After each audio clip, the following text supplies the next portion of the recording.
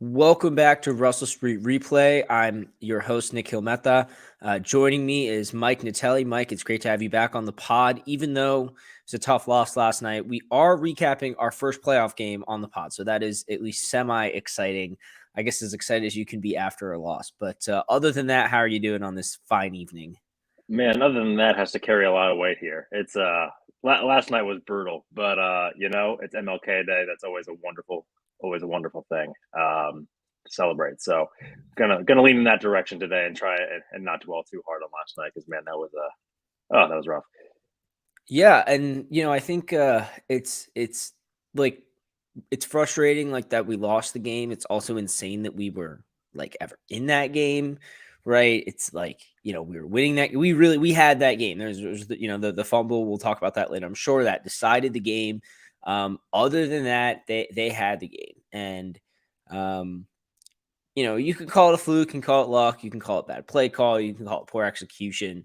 But that has been, the story of the Ravens to a certain extent for the past 3 years and 5 days, I think. 3 years and 5 days. It is just one thing after another. This time it was that fumble. There was the interception return in January 2021. There was the whole Titans game, all the injuries, and yeah, I mean that's it. And to a certain extent, that's the end of the Lamar Jackson rookie contract window, which I'm sure is going to be a big part of our discussion today. Can't help feel like, the Ravens just came up empty in that window. And now heading towards a very uncertain future in this offseason. I think that's kind of the big question I want to start with today is not what are the answers to their questions, but what even are all of the questions facing this team? Like, let's try and get them all in one place after that game. Because I think a lot of them came up during that game. A lot of them were very present during that game. And, in order, I think, to solve the entire problem that is the Baltimore Ravens right now, you have to know every step. You have to know everything you have to fix. So what do you think are some of the questions this team has to answer? I think the defining question, there are lots of very specific questions we can go through. I think the defining question, though, is how much you look at the last several years. You just talked about how they kind of wasted the Lamar Jackson window. How much of the last few years was bad luck and how much of it was stuff that you could have absolutely addressed? And, I'm not a medical professional, so I can't speak to like it's Steve Saunders' fault versus the way the guys were landing on their ankle and this and that. I'm not going to pretend to have the answers for that. But how much of it was just ridiculous strings of injury luck and how much of it was something that still needs to be addressed when you're talking about multiple receivers with Liz Frank injuries, several guys kind of going down there towards the end of the season. Lamar obviously getting hurt multiple times here right around the same time of year. Is that something that you just look at the last 4 years and you're like, it's just a ridiculous amount of bad luck? Law of large numbers suggests it'll overcorrect and we're about to hit our stride? Or is it something where there's some more institutional changes that need to happen on that front? And the same can go for stuff that happened on the field. I mean, we talk about 5 times blowing 2 possession leads in the fourth quarter. Is that just some ridiculous luck, or is there something that needed to happen? Last night, we'll talk about it more, but Tyler Huntley's stretching it out over the goal line. Was that a bad luck thing, or was that a really bad decision? You can go in all these different things where there's these things you could call them flukes, you could call them bad choices, you could call them bad luck. How you approach the next window here, whatever that's going to look like, I think really depends on where you land on that question. I think it's a combination of the two. And we can talk about that more if you want. But I think that is going to be the defining question of the next several years, because that leads you into the next few questions. Do you want to stick with Lamar Jackson, or do you want to move on and recoup a bunch of draft picks? Change or no? Greg Roman, and John Harbaugh, to a certain extent, like, the Ravens, do they trust the Raven way? Do you just stay trusting the process? And I think 2 things. One, it's hard to think about Ravens' good luck that they've had. Like Justin Tucker's taken, that's it. It has been all bad luck, and that to a certain extent, you're like, okay, well, what does that mean? Can it really be all bad luck? Can a team really have all bad luck for pretty much 3 years in a row? I don't think that's the case. And so I think it's there are a lot of systemic things I think the team can address. And I think that's kind of the point, is you have to address things that are systemic and not just Right. like, look, I think if the Ravens were just like, oh, let's go get a wide receiver, let's re-sign Lamar and get a wide receiver and everything will be fine.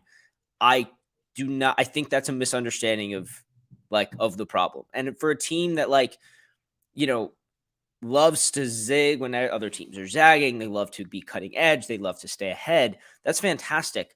Get ahead right now. Right. Don't just be like, okay, we got to slap the Band-Aid on, right now. It's no. If you have to reinvent yourself a year early, it's better to do that a year early than a year late. And that's the thing with the Ravens, right? You better to let a player go a year early than a year late. And they I don't know. To me, it's just like they love being ahead, and I think I understand why they did like a lot of the things they've done in the last few years. There are mistakes they've made, but I also don't think they necessarily failed Lamar Jackson or failed in his rookie deal. Bills didn't win a Super Bowl or get to a Super Bowl in Josh Allen's rookie deal. The only team that did of the recent crop of quarterbacks is Patrick Mahomes and the Chiefs. And I've been saying this for the last 3 years now. That's a historic QB coach combo that we're going to look back on the way we look back on Belichick and Brady. I don't know if Reed is necessarily on his own thought of as the coach that Belichick is, but they were the only guys that were able to do that. And so it's actually, it's not that easy. There's a reason that, Garoppolo was a lot older when he got to the Super Bowl, when he got to the Super Bowl with the 49ers. He was a vet at that point, right? So I think that it's also not as easy as people want it to be, even when you have Lamar Jackson. So I also am not like, oh, they completely failed. So it is, like you're saying, it is tough to really decide, is it bad luck or is it bad decision-making and what needs to change? In terms of the smaller questions, obviously quarterback is the one. And the reason I say quarterback is because it's not just deciding about Lamar. If you move on from Lamar, the Ravens are going to want quarterback stability. They're not going to want to be the Colts or the Commanders going from quarterback to quarterback, trying to find an answer. They're going to want to find an answer and stick to it. So that's the biggest one. The next one is, and the next one's kind of tied in, is the cap. They're going to be up against it again. Which guys come back? Can you re-sign a Houston? Can you even afford to bring Calais Campbell back? Those are the next questions. And I think that the biggest one, and the one I think I want to get started with in the categories and the rest of the pod, is the coaching question. Roman, it's, we've said it time and time again, Greg Roman has to go, yada, yada, yada, get that out of the way. But if John Harbaugh's not willing to make that move, then does someone higher up have to come down on Harbaugh and say, okay, then you have to go too, because there really is just no justification for keeping Roman around at this point. So I don't know. What are some of the other smaller questions that you can think of they have to answer this offseason? Yeah, let's talk about that one really quickly, because we need to remember the way the Ravens are structured is that John Harbaugh reports to Steve Bisciotti and Eric DeCosta reports straight to Steve Bisciotti. And Sashi Brown reports straight to Steve Bisciotti. And so I think that there's been a lot of talk of, why doesn't Eric DeCosta make John Harbaugh do this? Why doesn't Sashi Brown? And I think a lot of the time we forget that they all go straight to Steve.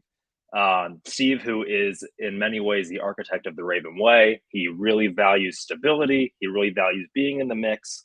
And when you factor those things in with the fact that the NFL sent out a memo earlier this year, kind of reminding GMs and front offices that, hey, the NFL has lost, I think it was something like $800 million in the last X amount of years on fired coaches and whatever contracts.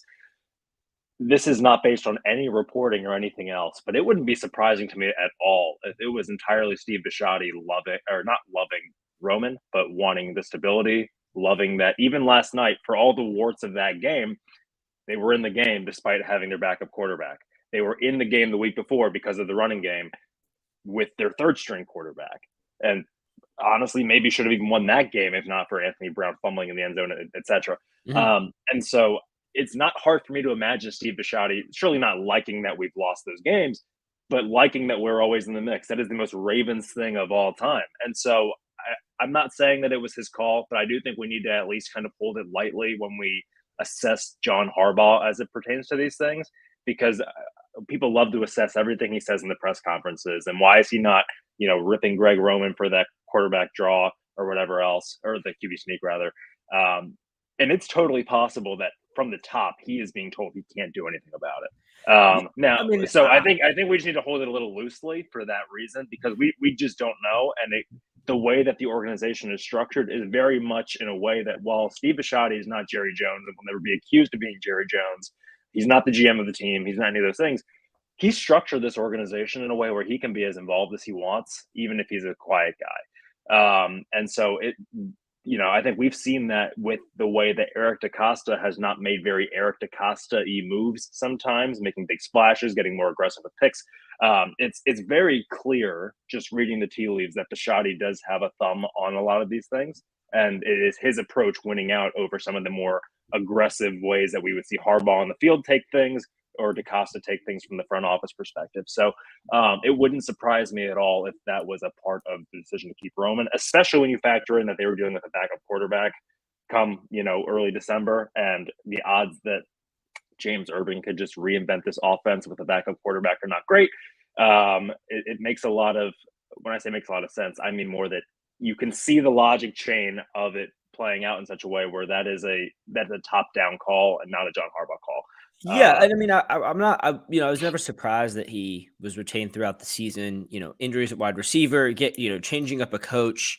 Really, you only do at a point where something with the offense systemically has to change, and never got to that point this season. I don't think that was ever the case this season. They didn't have the receiver depth to change away from what they were. But we'll talk about his usage of Dobbins and stuff later, but Absolutely. it's stuff like that that's just like, well, and I think another wrinkle is also a lot of teams, the positional coaches are controlling who's playing how many snaps and things like that. And so, but to me, that is the reason why I come back to Harbaugh, because it is his job to be on top of the stuff. It's his job to tell his positional coaches to get everything right, or to get Roman to get certain things right. So even if it's not firing, Roman before, because, the front office wouldn't let, or not the front office, the ownership wouldn't let him, you go back and you look and you say, okay, that's fine. But it's not like Roman's like, oh, I want to intentionally mess this up. You can't do anything about it. He's just not that great at some of that stuff. And Harbaugh just not making him address it and not taking over on his own or whatever it is. That's why I come back to it being Harbaugh and a systemic thing. There are a number of other things I think that, are negative about Harbaugh. But again, I don't think that replacing Harbaugh is as much of an answer as it is just replacing Roman, because we saw what Harbaugh is able to do with a team at the end of the year when, they're battered and they're on their third string against a Cincy team and, still almost steal that game, almost steal this game in the playoffs. It's Harbaugh is still a very good motivator, very good head coach. There are just things that need to change systemically. And if he's not willing to make those changes, that's when I think Bisciotti has to say, okay, then we need to reinvent ourselves, and again, early. It would be weird to fire Harbaugh now. It's early, but if he's not willing to make the changes that are necessary, you got to go. You got to undo the hard thing. I don't think it happens. I mean, I just can't imagine Roman staying on at this point. They'll find a new OC, and that's going to be tied with, the future of Lamar Jackson. I don't know if they evaluate those things separately. They should not. They're very tied. They're very tied together. But yeah, I mean, I think those are the big questions, and they came up last night. So I think we can get into the categories and recapping last night's game. Starting with Raven of the game, and this one is kind of a tough one because the offense had some highlight splash plays, but it never really felt like they were, I don't know, firing on all cylinders. It really felt like they were just scrambling for yards. But defensively, I kind of want to give this to Mike McDonald this week, actually, and just award him this for his, it's really hard to play the same offense 3 times and keep finding ways to beat them. They're the ones that get to dictate the pace and the flow of the game. And so after they play you twice, they get used to your players and their tendencies and how to beat them in matchups and this and that. You have to get ready for things that you haven't seen before in the third matchup, because they're going to come at you with new stuff. And, it just, Burrow genuinely looks just confused when he's playing the Ravens defense. Sometimes they drop into these weird coverage shells or pressure's coming where he doesn't expect it. And as well as they've built this roster, as well as those guys played last night, it really does start with Mike McDonald. And there's almost a feeling of he was brought in for these games. He was hired not to, get sacks or get a certain statistics or anything like that. He was hired for these games, these playoff games, to just, keep a bad offense in the game. It's on, the Ravens, that's what a great defense does. And that's unfortunately how a lot of Ravens teams have succeeded in the past. And, again, you're talking about Bisciotti, and I think that also speaks to him. McDonald being, the guy that, you moved on from Wink. Again, I think Wink is a guy this team moved on from a year early. He's doing great in New York. He's getting head coaching calls in New York. But they decided to move on from him a year early because they wanted to go to McDonald. And I think it's because they just trust him to design game plans week to week, opponent to opponent, that are going to win. And if you're holding the other team to 17 points, there are a lot of offenses that can get you over that bar, over that 18 to 20 point bar consistently. Yeah, absolutely. It's worth pointing out, and we'll get to this maybe with my player, but Tyler Huntley had more passing yards and more passing touchdowns than Joe Burrow last night. 226 to 209, 2 touchdowns to 1. And Joe Burrow consistently has under 250 passing yards against the Ravens when they have more than 3 starters on the field. That's why you signed an undrafted quarterback. That's not right. Spend a first-round pick on one. That's right.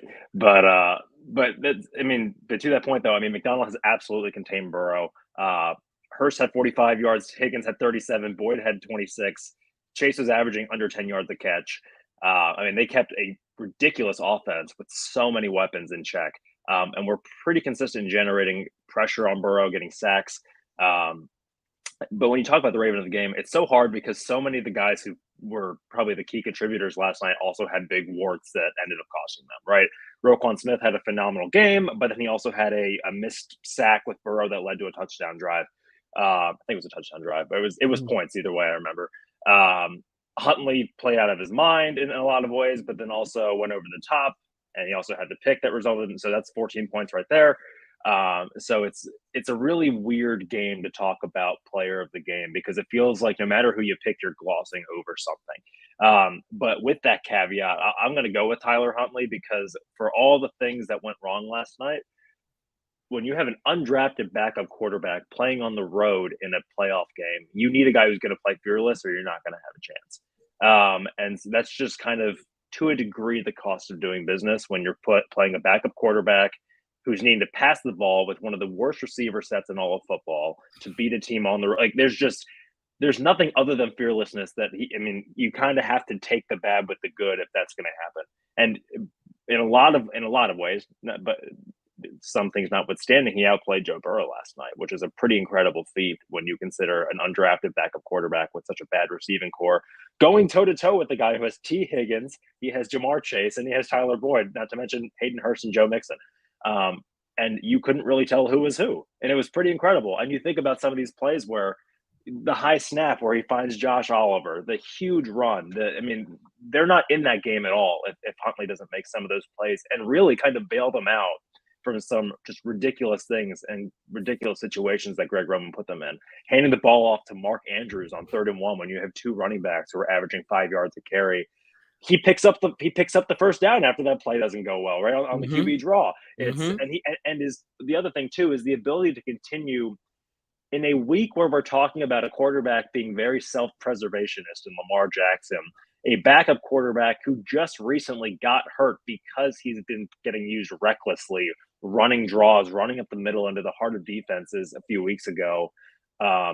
He went right back out there and put himself on the line after just getting demolished because he was getting used so irresponsibly a few weeks ago. So talk about a team play. And again, it's a very different situation. Tyler Huntley's not in line for $250 million. We're not doing a Lamar Jackson thing right now.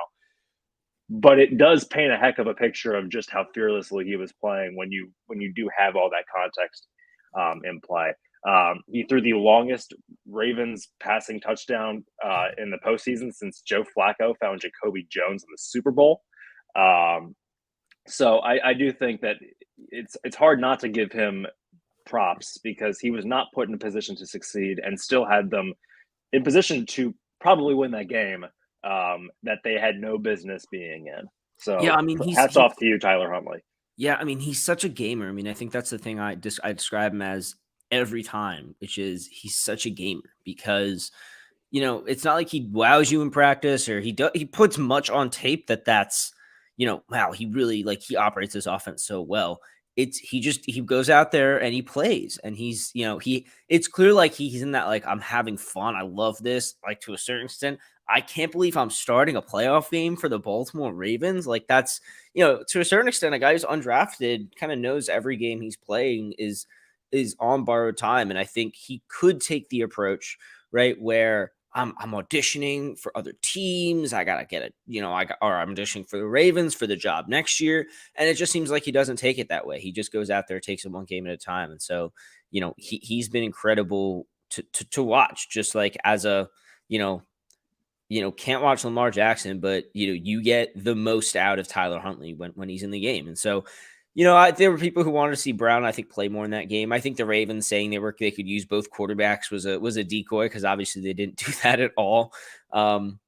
And yeah, I mean, Huntley proved why the Ravens went with him. He's a gamer. He has the experience now, and I wouldn't rule out him being a bridge year quarterback. I don't think the Ravens see him as a franchise guy, but I also think they're not going to go overspend on a vet. And if they don't have the draft capital to take a guy they want, then maybe, they'll take a late round rookie and, just give them both a year. I mean, they'll still grind out 9 wins next year anyway and get a bad draft position because, stupidity. But the Tyler Huntley, Jacoby Brissett QB battle in training camp is going to be something to watch. That's all I'm going to say. Dude, I would love Brissett. Brissett is such an underrated quarterback. And honestly, I wouldn't hate that.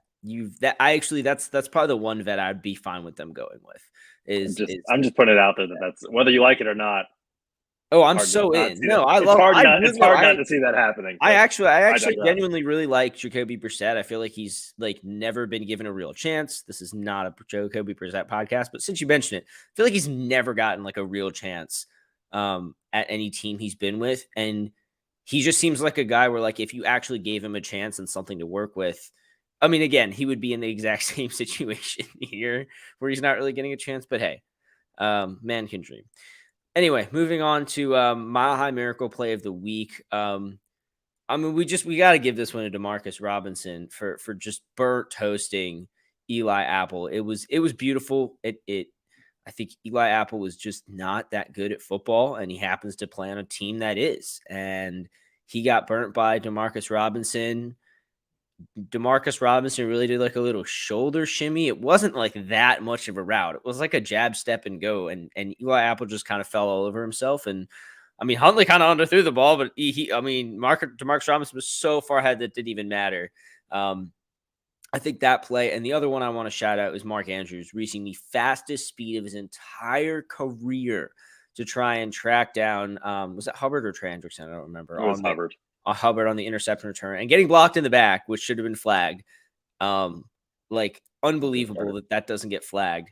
The guy didn't even need to block him in the back. He could have just let it play out and probably still scored, but he had to block him in the back. And I mean, again, luck, right? That luck comes into it that flag never saw the field. So what were some of the highlights of your night last night? Yeah, I mean, we kind of just talked about it, but the high snap where Huntley turns it into a first down, that's a drive killer, and they got point.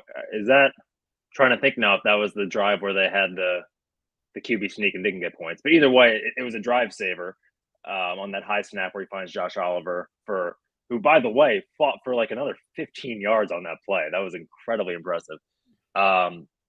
Beyond that, I want to give a shout out to the defense for after the roughing the punter or running into the punter or whatever the call was on that play, having another 3 and out to get the ball back there. I mean, when that happened, you just thought that was the game right there, right? They forced a stop, had a pretty nice return on it, and then had to go stop the Bengals all over again. And they did. And it's it was one of those games where you were just waiting for the defense to finally break because you can just only stop that receiver group so many times. And they just kept showing up and kept doing it. I know that, every time they did get a score, everyone was upset. And how do you let Hayden Hurst open it? All those things. But, I mean, for given how many weapons they had, they just had an answer just about every time. I mean, they allowed 17 points defensively, and one of those touchdowns came off a short field. And that's just not what teams do against Cincinnati. And they did it. And so especially in that drive where they gave the offense a chance late in the game, multiple times, I think it wasn't one play per se, although you could talk about that sack on third down, but that even just that multiple set of plays to get the ball back was really, really impressive. Yeah. Yeah, and again, it's like just they stayed they stayed in that game. You could argue they controlled most of that game. Absolutely. I mean, they They went 3 played of it 11 on they played first it on their down. own terms. They went 3 of 11 on first down, and they allowed a fumble to be taken all the way back for a touchdown. That's a 14-point swing, and that's the game. And that, that is just brutal because, yeah, there's a sense of like, okay, if this team marches into Arrowhead as is, like I think Mahomes probably figures out a way to beat this defense. And more importantly, I don't think the offense survives another week without Lamar. But it would have just been like the one thing in the last 3 years that was like, you know what?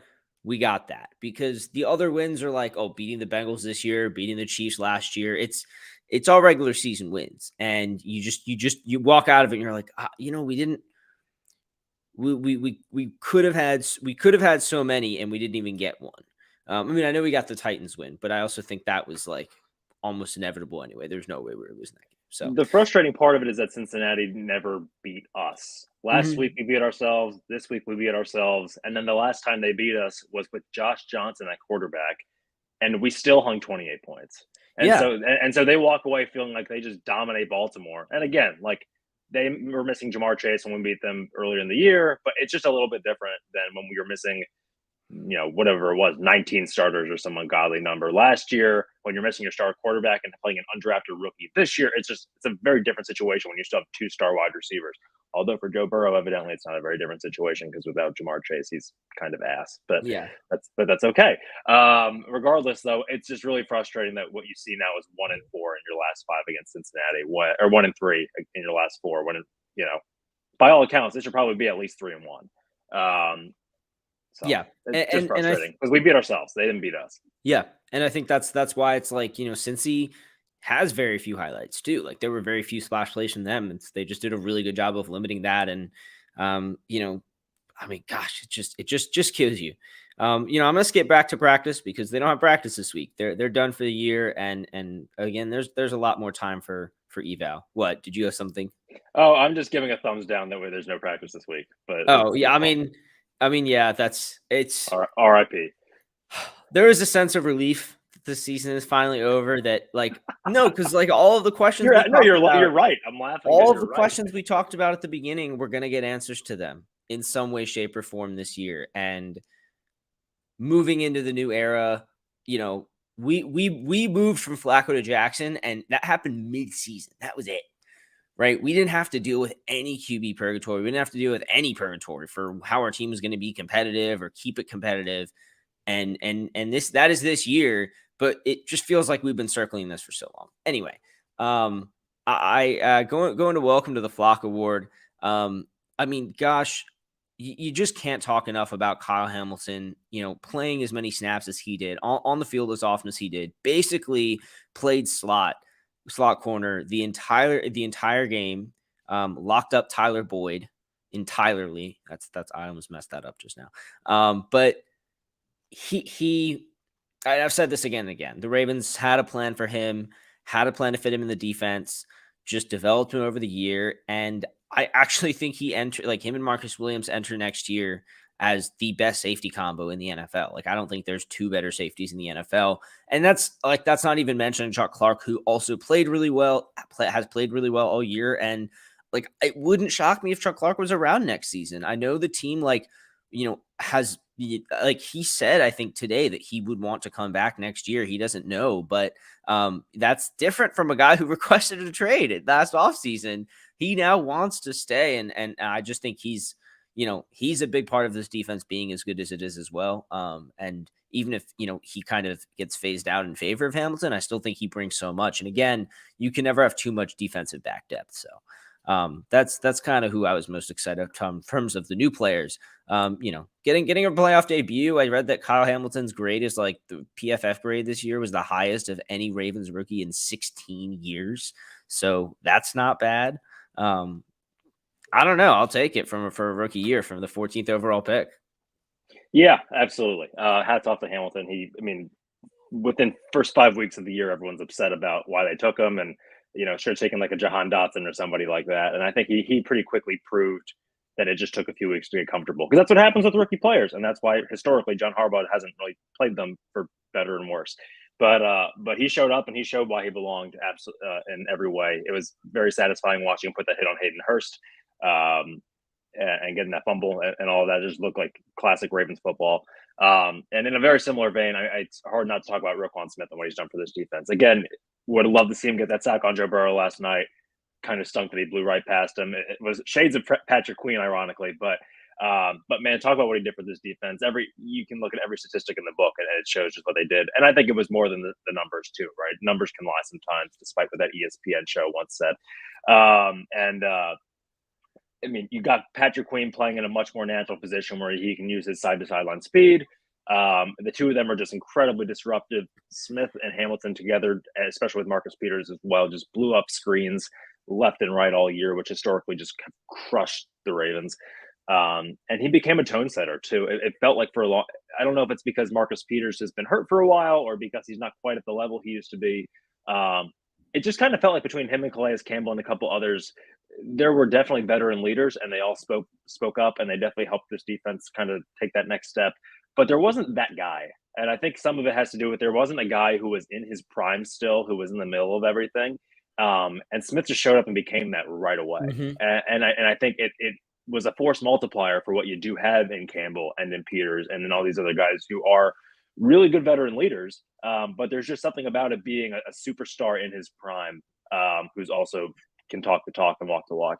And so he's just elevated this defense on every level. They're not in that game last night if Roquan Smith's not on the field, and you're talking about, with all due respect to Josh Bynes and Patrick Queen combo. It just lets you do so many other things with blitzing Kyle Hamilton, because you have a guy you trust in those soft zones over the middle of the field. You could just sit in nickel the McDonald. Yeah, you just get to sit in nickel the entire game when Roquan Smith is playing, and like that's how you win in the modern NFL, is being able to have more defensive backs on the field, and especially ones that can tackle the way like Kyle Hamilton and Marlon Humphrey and Chuck Clark and Marcus Williams have. Marcus Peters less so, but he tries. And then I want to also give one more shout out though, an honorary mention to Morgan Moses, who in an offensive line last year was absolutely brutal. He was one of the best run protectors in football this year by most grades, and really just stepped up that right side big time. And for all the ways they should have run the ball more this year and couldn't without Dobbins and Edwards, when Dobbins and Edwards were both healthy and being used, this run game looked different this year. And a lot of that was because you had your guys back. But man, there was just a lot more space to work with. And again, that's also because of Linderbaum and the progress that you saw from Ben Powers. But Moses really did provide a steady force this year on a line that had a lot of question marks coming into the season. So he kind of felt like a very secondary ad at the time that move was made, and ended up being, I think, just one of the only reasons this offense even did what it did. And it's hard to give an offensive guy kudos for a team that really struggled on offense, but it also begs the question of what they would have been without that, which would be scary. So hats off to Moses. When Falele came in, played really well for Ronnie Stanley earlier in the year. Moses did not have the best start to the year. He was not that adept in the run game. And Moses just really came on strong. It's been one of the best tackles in the league over the last 5 or 6 weeks. And again, Ravens finding value, good signing. I mean, he fought 3 for 15. Yeah. So $5 million a year. And for starting tackle in the National Football League, that's fantastic. And it gives them depth, flexibility. I could see Falele taking over there, maybe even as early as next year. But I also think they don't have to do that because they signed a good deal with Moses, and they can get out of it in the third year for pretty cheaply. So I think that's a solid call. Next, we have breakout of the week. I mean, we talked about Kyle Hamilton. There's another young defender I want to talk about who had a big game. Odafe Owe, man, he really, really showed up.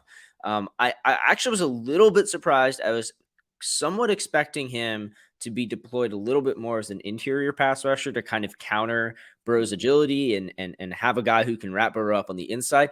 They had him on some stunts on the inside, but they didn't line him up on the inside as much. But he really just wrecked from the edge. That helps when you're playing 2 backup tackles. I know that's sure. But he really wrecked the game. He really did a great job of getting to Burrow. I mean, I think he had a sack, a sack and a half, something like that. I'm going to look now. He was credited with one sack. But I think it was two halves because I remember him specifically like being part of two of the sacks. And so, that's actually a huge bright spot from the game. If it's him ending the year like that, I think we are all going to talk ourselves into him breaking out again next year because he's going to come to it with come out of this game with a lot of confidence. I think he's going to come into next year with a lot of confidence. And I guarantee you next preseason, we're all talking ourselves into the Odafe Owe year 3 breakout. I promise you. Yeah, I think the key with him, I said this with Patrick Queen in the past, is that at this point, you kind of have to cut your losses with whether they were quote unquote worth a first round pick, and you need to just evaluate them based on whether they are a contributing member of this team.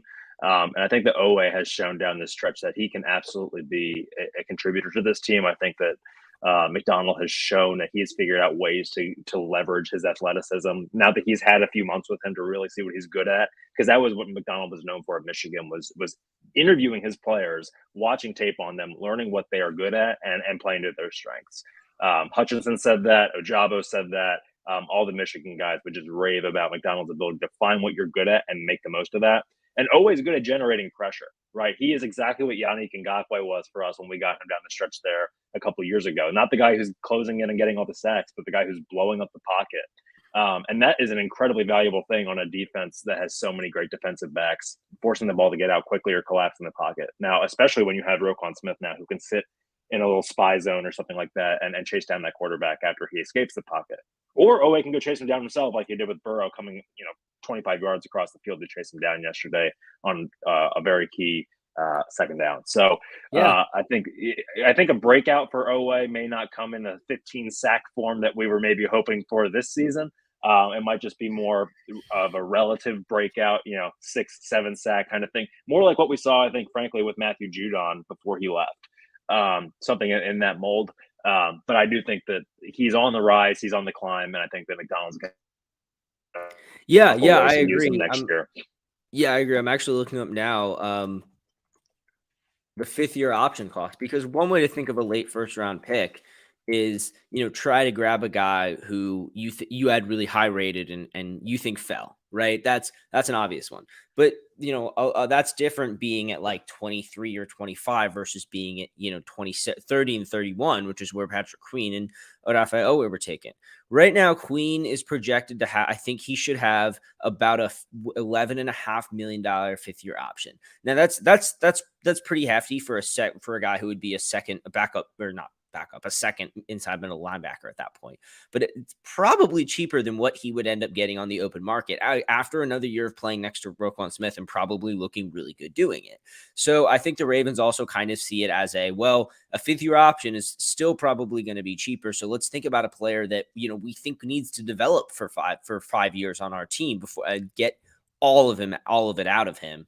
I think that's also kind of thought of to be their approach, because if you're just going to take a shot, you might as well take a shot on a guy and say, well, I'm here in the first round. I have a 5th-year option. Let me find a guy that I would actually want to keep around for all 5 years and develop him a little bit more, because I know I'm going to have him for longer. So yeah, I mean, Queen, they're both arguably projects, but like you're saying, I think the Ravens know what they have in them, and Mike McDonald has done a really good job of deploying them in a better way. I think head scratcher of the week. I almost just want to skip this one because I think it's just, how long do you want to talk about the QB sneak? Right. Yeah. I guess let's do it this way. Let's do lightning round. Let's just go back and forth until we run out of head scratchers from last night's game. Oh boy. I will start with J.K. Dobbins not getting another carry inside the 5 after scoring that touchdown. Your turn. Yeah. Mark Andrews on the dive play on 3rd and 1. That's a good one. That was difficult to watch. Yeah, the QB sneak. Harbaugh said the call was for Huntley to go under. Doesn't matter. Doesn't matter whether or not that's Doesn't matter. Like that's a bad call. The down situation, the calls leading up to it were bad, but I guess that's a second head scratcher. But yeah, I mean, you could just say the entire first and goal. Red zone, actually, they looked pretty good when they were inside the 20, and then they got to inside the 5 and just got 10 points on 3 drives inside the. Yeah. Yep. Your Yeah. turn. Any others? Oh man, let's see. The entire final drive didn't start taking shots at the end zone until like 3rd and 20. The draw. That was The draw. the running it on second, not using. Yeah, it was all just bizarre. And yeah, they got the. I mean, then they had 3 passes there at the end in the end zone on an earlier drive instead of using one of the timeouts to run the ball. There was just a lot of bizarre game management stuff. It's funny because Andy Reid was so famous for just terrible clock management for a long time. And John Harbaugh is very famously an Andy Reid disciple. So I'm hoping that once John Harbaugh gets like age 63, he also figures out clock management the way Andy Reid did. We still got time, but oh man, that was Yeah, I mean, but that is was he all going to just be really on hard his to second watch. team by then, like Reed is? Well, there is that. But all that to say though, that just the clock management in several situations was just confusing is the way to put it nicely. Yeah. So I'll Let me digress. think. I don't think I have any others that I was really. Harbaugh didn't use a dumb challenge this time, which No, is good. The timeouts, were bad as they're always. The bad. timeouts in the general, but that goes back to Roman. That goes back to Harbaugh not making changes. I mean, he's the one that keeps having to call these timeouts, and again, he if he's not noticing these things, that is a major issue. Absolutely. I think I'm out. I can't think of any others that I was really No, like. I mean Roman did not look ready after that. After the Hubbard return, it looked like there was just like the classic kind of collapse offense there for a Yeah, hot minute, and that was really concerning. But again, that's beating the Roman drum. But just as far as like head scratchers, though, it just looked like he had Huntley really, really unprepared there for that next drive. So that was not great. So yeah, I mean, there's a thousand different things. Isaiah Likely was not very involved at all, which was very confusing a little bit. You would think that with the quarterback like Huntley, you want to get as many huge targets out there as possible. Maybe get Charlie Kohler a look or two. Get him a guy with some size like Benjamin Victor, who is inactive. There was just a lot. I mean, there wasn't a whole lot of play action, if I remember right. That was kind of interesting. You think that with a team that is so run heavy, you want to do more of that and get guys to bite a little more because they would.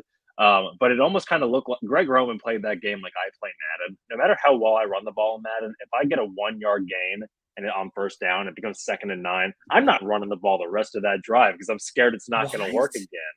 Oh, it's Oh my god, terrifying. I run Oh the yeah, ball so much in I Madden. play scared, absolutely. And Greg Roman played like I play Madden. If he only got 1 yard on a drive, he was scared to go back to it.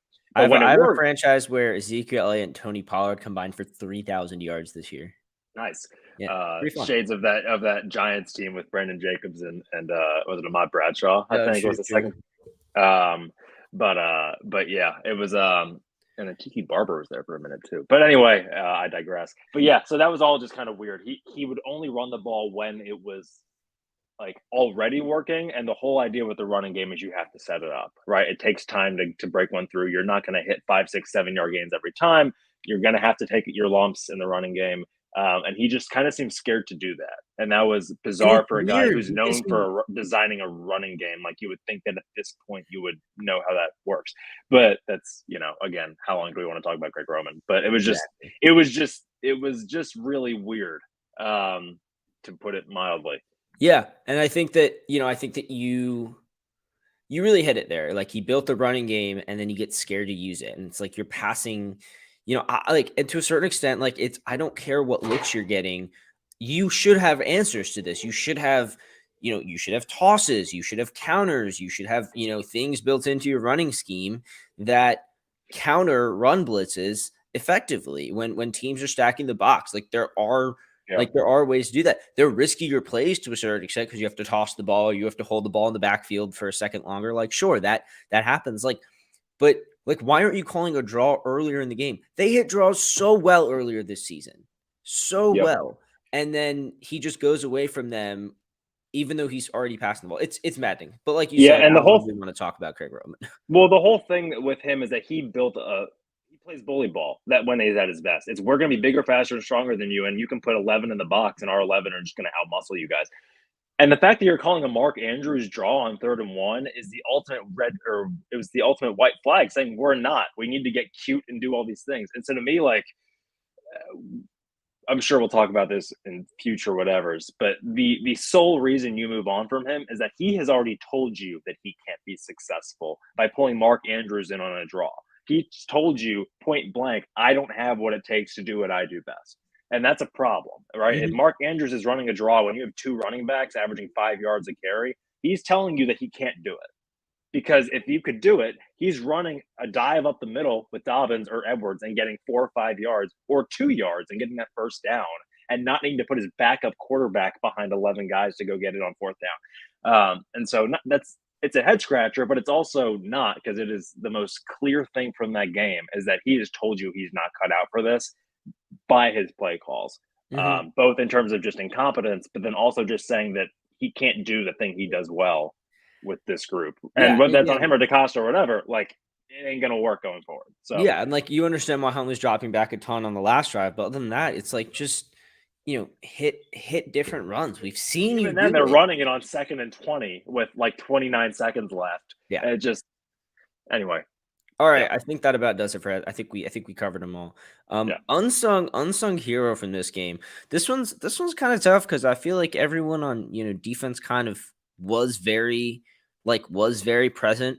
So I'm gonna toss this back to Josh Oliver. A Yeah. lot of people were like, "Where's Charlie Kolar?" And I was like, "He doesn't run block half as well as Josh Oliver does. Josh Oliver's a bulldog run blocker," and he did. He is. I think he's like easily one of the more unsung, players on this team.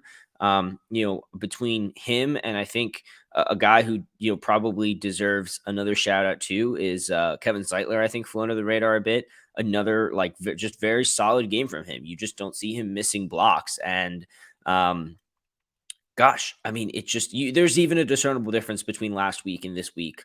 The running game with Zeitler in and out, like one guy, really you can feel it, and that certainly speaks to his talent level. I mean, again, that's a really good deal the Ravens have him on. I kind of hope he actually gets extended, not only to clear his cap, some of his cap space next year, but to keep him on the team because, I think the biggest thing I think I've learned from the Lamar Jackson era in Baltimore is, above all else, I think an O-line is probably the most important thing after your quarterback because it sets up both your passing game and your running game. And, no matter how good your receivers are, if you can't get the ball to them and you don't have the O-line, then you're in trouble. I mean, the Bengals could not barely move the ball at the beginning of that game, and it got even worse once Jonah Williams went down. And so I think holding on to Zeitler is going to be important for this team the next few years.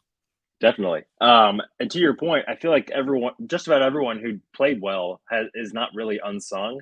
So just given that, how about Jordan Stout, the 4th round punter, who's largely gotten, he didn't have a great year, and he definitely didn't play like someone who justified a 4th round punt, but 2 punts inside the 20 in a game where field position was just about everything. You forced the Bengals to go a long way multiple times, and they couldn't do it, including on that last drive where it got the Ravens the ball back. So when we're talking about unsung guys, we're looking for guys who maybe aren't getting a whole lot of love, and pinning guys inside the 20 2 out of 3 times. That's about all you can ask for. So hats off to you, Jordan Stout. Yeah. Yeah, I think that's another good shout out, even though there's going to be still endless debate over selecting a punter in the 4th round.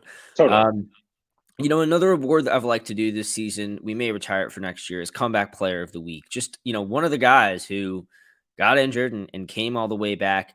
I don't think Ronnie Stanley was like, I don't know, it just didn't feel like he had like his best game yesterday. I feel like partially because I don't think he was used honestly in his best again as usual, but he's one guy, and of course JK. I mean, that's the other big one that his comments last night. He was mad, man. He was mad, and to me, it sounds like a guy who just knows Roman's not coming back. Because I don't think you can. I don't think you say those things and like still play for that guy if you really are that upset about. Like you have to not only already be that upset about it. You have to not only be that upset about it. You have to have already been that upset about it for a long time for it to boil all the way over to you spilling that to the media after the game. That is a breach of the normal protocol, the normal etiquette. And I can't imagine Dobbins sticking around on this team with a coordinator that uses him this way that he just can't stand. I mean, I mean, at that point, that would be why you request a trade if you really feel like someone's underusing you and undervaluing you that badly.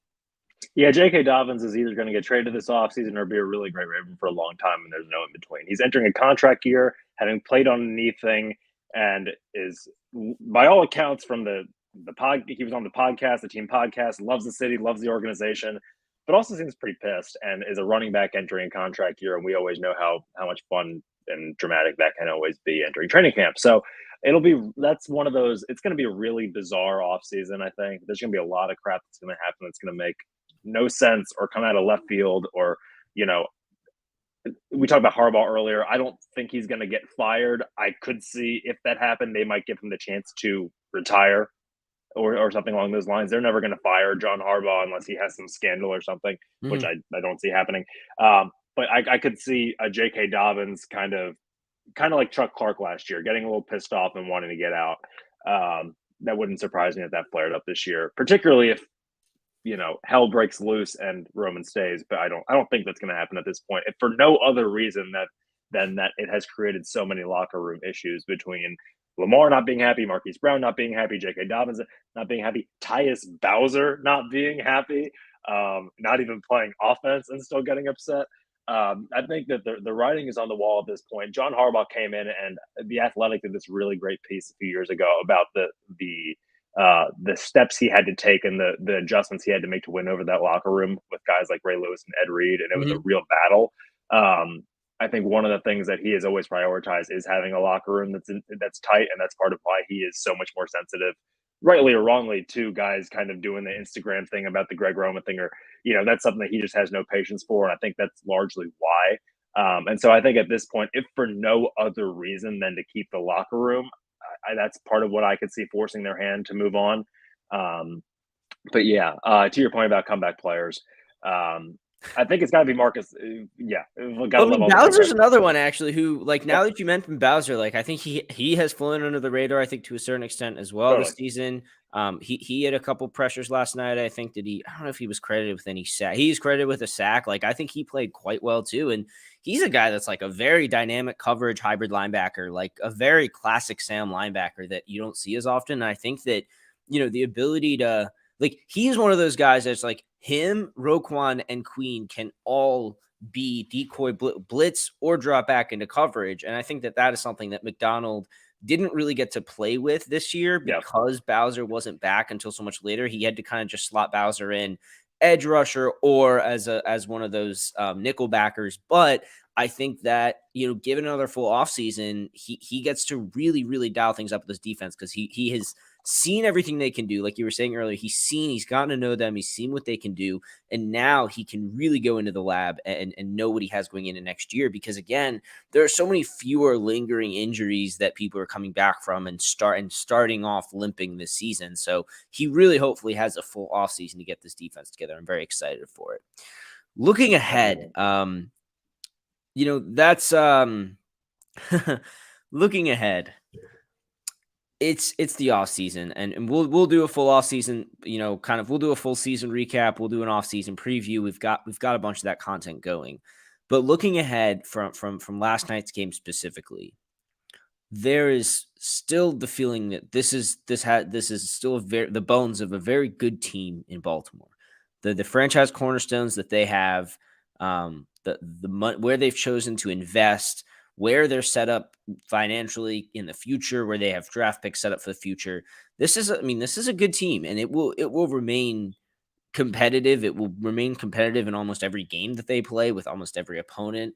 And I think that is the thing I take away out of last night's game above everything else, which is, and some people don't like this. We've been talking about Bashadi quite a bit on this pod too. I like competing in every game every year and getting to the playoffs and go see what happens.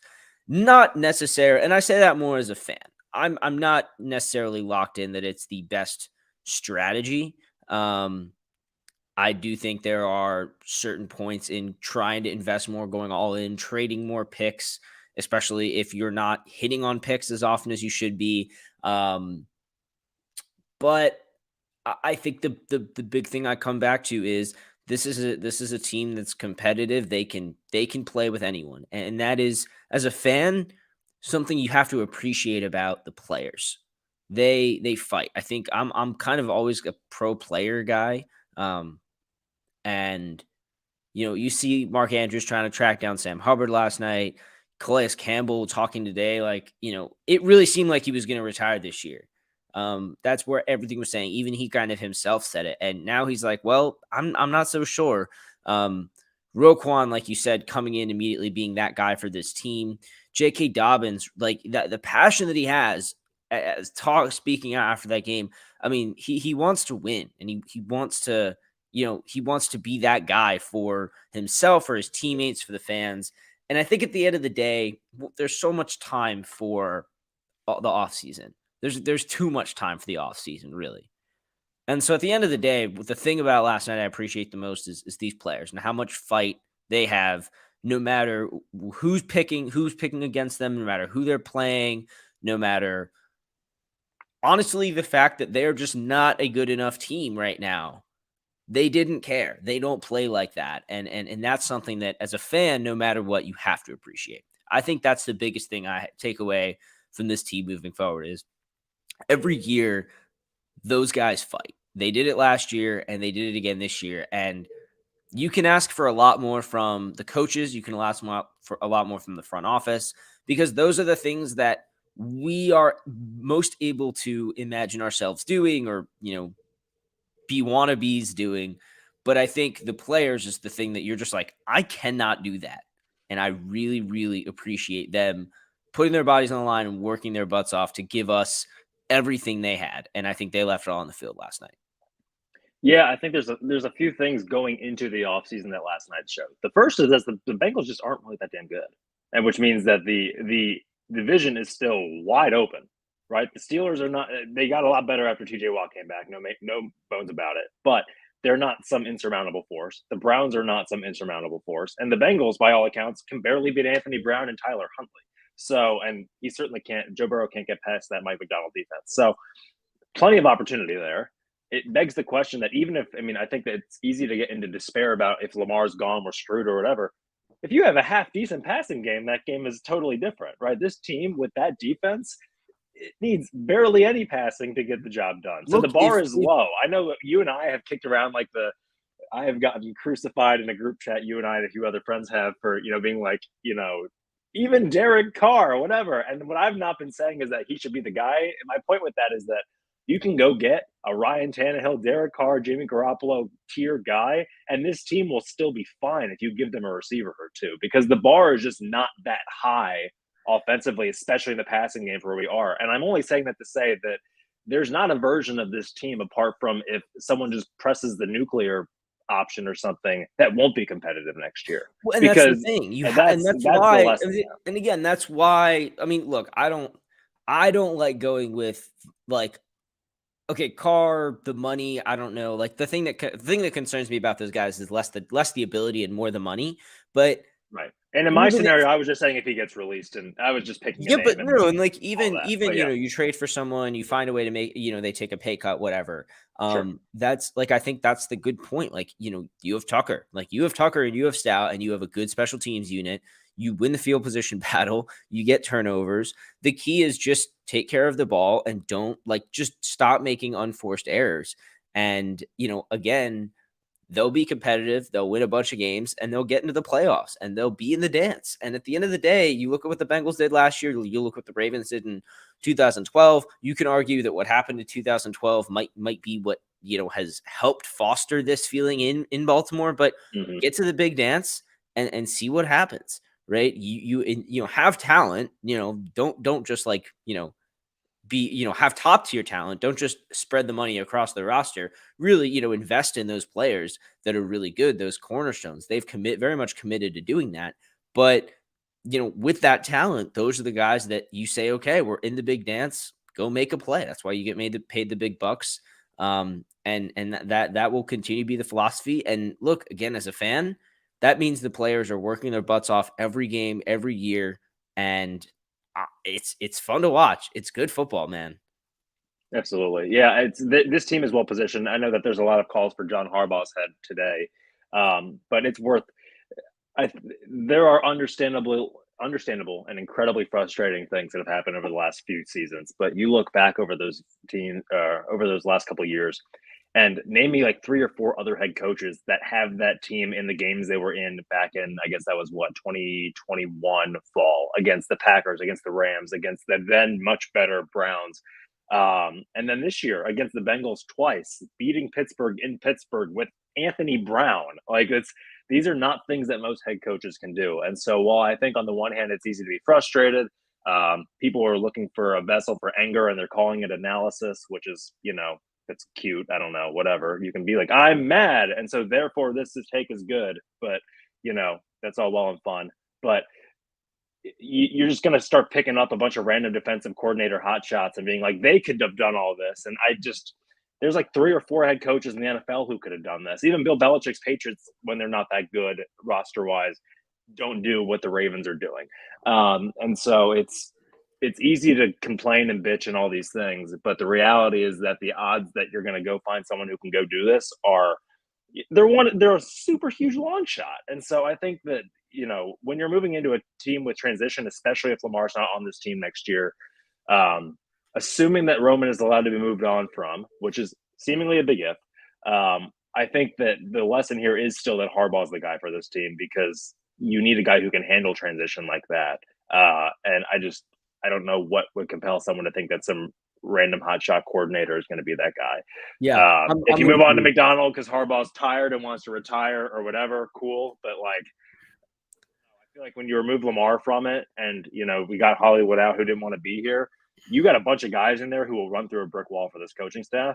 And man, if you get a passing game that can go with that, that's a freaking ridiculous roster. This team should have been 15-2 this year.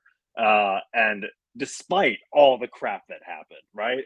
They should have won last night, despite all the crap that happened. Mm-hmm. And I don't see, and this is no disrespect to any of them, but I don't see Shane Steichen or D'Amico Ryans or, any of these other coordinator guys as some obvious way to make that happen. They're not, right? And if you want to go trade a first-round pick for Sean Payton, who also has won Super Bowl, and it was even longer ago than John Harbaugh, if we want to talk about what have you done for me lately, it's easy to watch a guy break down Kyler Murray needing a running game on Fox Sports and be like, see, this is the guy. But again, a lot of this analysis really falls short when you actually walk it down to the ground. And it's just a bunch of people on Twitter who are upset. And that's cute, but it doesn't actually do you anything. So you need results. And for my money, I think we've seen that Harbaugh is the guy who can actually keep this team in games until something changes. So it's on DeCosta to give him something to work with. And maybe the fact they both report to Bisciotti is not the best situation. But again, that's not their fault. That's the owner's fault. And if you want a situation where there's more accountability within the organization, not just to the owner, you got to set that up. And I do think between the Lamar situation, because it's Steve Bisciotti who doesn't want to put $250 million in escrow. It's not Eric DeCosta, right? It's Bisciotti's money, and Bisciotti's the one who doesn't want to pay all that cash, rightly or wrongly. I do think that as we go into this offseason, the key is let's remember who's ultimately in charge here. It's not Harbaugh, it's not DeCosta, it's not Sashi Brown, it's the owner. And the owner has been very involved in the way that this team is run. He's not vocal, but he is influential. And I think we just got to be smart in assigning blame and accountability and responsibility to the right places, because it's going to be very easy to point fingers that are just pointed in the wrong way. And it's not going to actually give the accountability that fans think they're giving by being upset. So I'll hand you over my soapbox, but that's as we're going into the off season, let's just remember who's in charge of what and move forward accordingly. Yeah, and I think from a personal perspective for the offseason, the Roquan extension got done.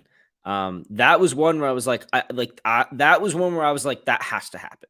Oh yeah. Now either a Lamar extension happens or the Ravens have a bunch of draft picks to play with, and that's its own type of fun. I love the mock drafts and the scouting, and that will make that more fun and interesting. They'll have more. They could put together a trade package for a wide receiver. Who knows? They could do a lot of things if they traded Lamar Jackson, and if they extend Lamar Jackson, that means my football team still has Lamar Jackson on it, and that's a pretty dang good thing too. Mike, thanks so much for joining me as always. It was Man, these games, especially after losses, it's like a good therapy session, and I was feel better and more optimistic about the future of this team, and excited to watch some more football tonight. Cowboys Bucks. Last question: who you got? Oh man, it's hard to pick against the Cowboys just based on the way the Bucks have played the last several weeks.